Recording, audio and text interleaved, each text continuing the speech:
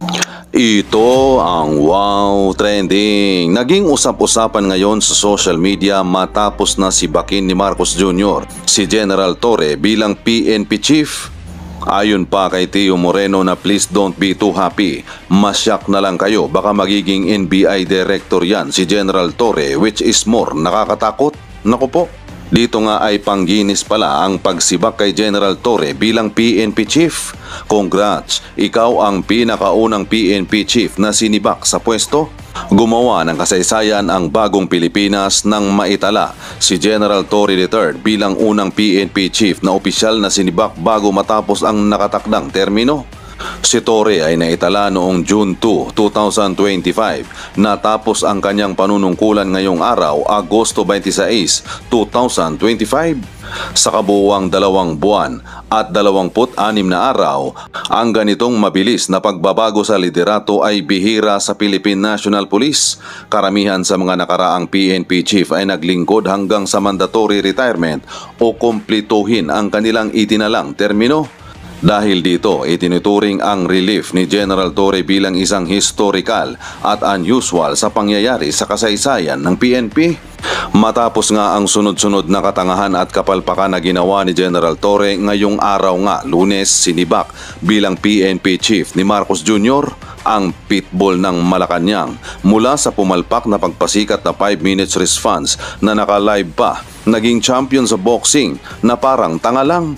Pero nagamit naman si General Torre sa mga nag-growth effort na dalhin sa dahig si former President Rodrigo Roa Duterte. Pero ayon pa sa ilang mga netizens na ang pagsibak daw kay General Torre ay isa lamang diversion sa issue ng flood control sa Administrasyong Marcos para mahati ang atensyon ng mga tao at hindi lang mag-focus sa issue ng korupsyon ngayon sa mga kaalyado ni Marcos Jr. Mali-mali daw ang statement nung sinabi niyang wala daw gwapo na adik.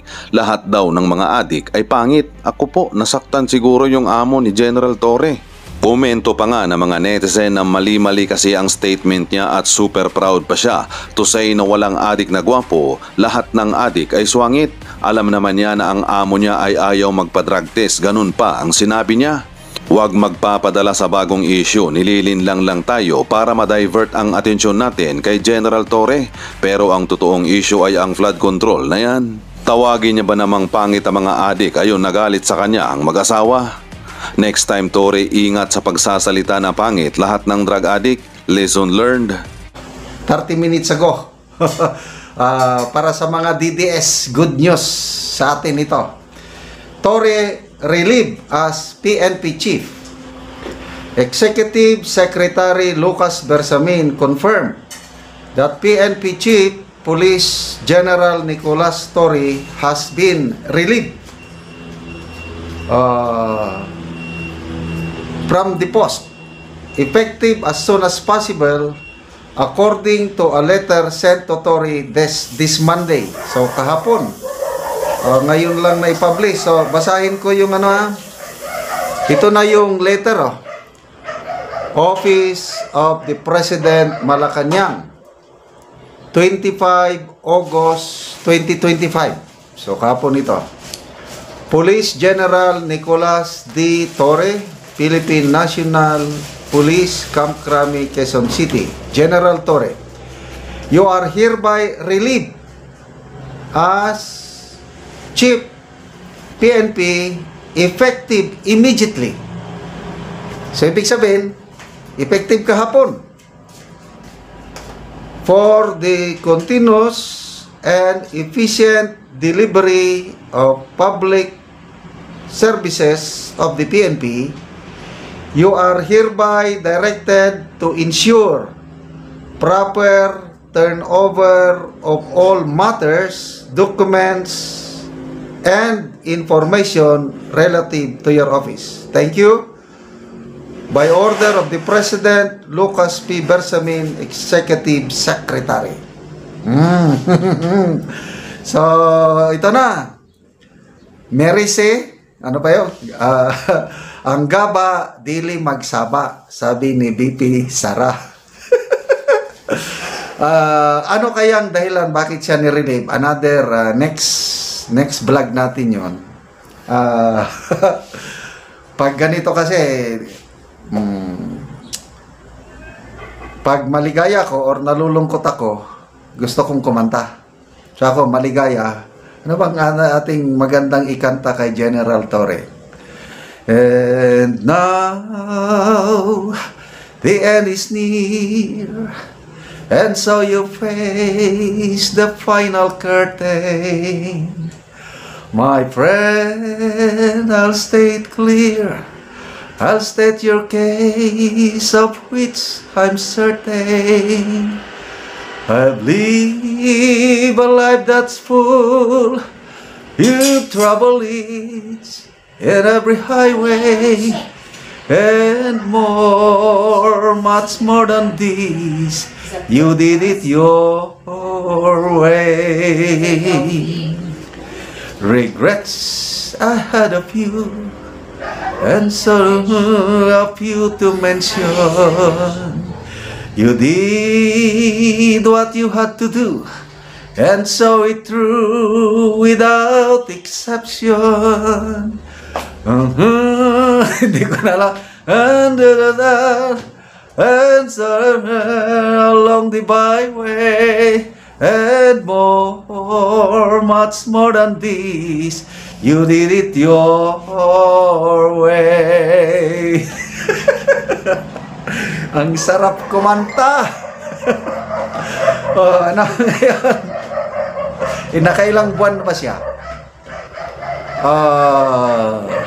July ba o August siya? 2, 3 buwan pa lang yata. May napanood akong Facebook reel. Grabe, akala ko presidente ang dumating eh. Grabe, una, nakamotorsiklo ng mga riders na pulis. Gagandang mga motor. Sumunod, police cars. Dami. Mamaya, may black na sakyanan. Laking sakyanan. Lumabas. General Torre. Oh, grabe. In fairness, ang ganda nga ng kanyang tindig. Ang ganda ng lakad niya papunta sa mga tao. Gumagano. Galing. Na ngayon, na-relieve na siya. Anyway, magbasa tayo sa mga comments. Comments. Oh. Wilson Bautista Valdez. Ha ha ha. May aariston na kasi. Arrest warrant is waiting. Ray Garcia, boxing pa more. Chassis Sab.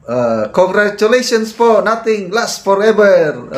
Bali boxing sub ka naman without opponent. Raymond Di Guzman, the day of reckoning has just begun. Balik tayo sa boxing.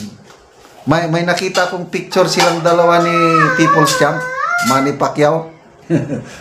Nakaganon silang dalawa eh. Parehas silang boxing champ.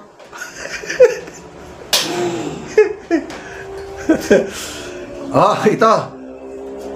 Rona Idilio. Plot twist. Torre as DPWH Secretary. Wow. Ano sa tingin nyo? Pwede ba si General Torre as DPWH Secretary? Pwede siguro. Kalat ka rin niya lahat yung mga kontraktor, mga engineer yan ano. Baka nga. Mali natin, may plano. Kasi problemado nilang DPWH ngayon. Kailangan ng isang bastonero. Yung matapang, yung salita pa lang niya is nanginginig na sila. Di pwede si General Torre doon. Kaya wag muna tayong magsaya mga ka-DDS. Kaya baka kung gagawin siyang DPWH Secretary, mapropromote pa siya. Kasi cabinet secretary na yun eh. Rachel Mata, Mr. Heartbeat, knockout round 1. Baste got the last laugh. Jam Madayan, well deserved, Diwata. Erika Paula Leles, in the midst of flood control project issue, karon yun ka na relieve. something is brewing. Okay, so mamaya pag-usapan natin, next vlog na lang, ano yung dahilan bakit siya na-relieve. Then another vlog na naman is sino ang ipapalit. Okay, so good luck General Torre sa kinabukasan sa iyong career and then pag-retire mo. Okay, salamat mga kaibigan sa inyong pagsubaybay sa ating channel. Nakakatulong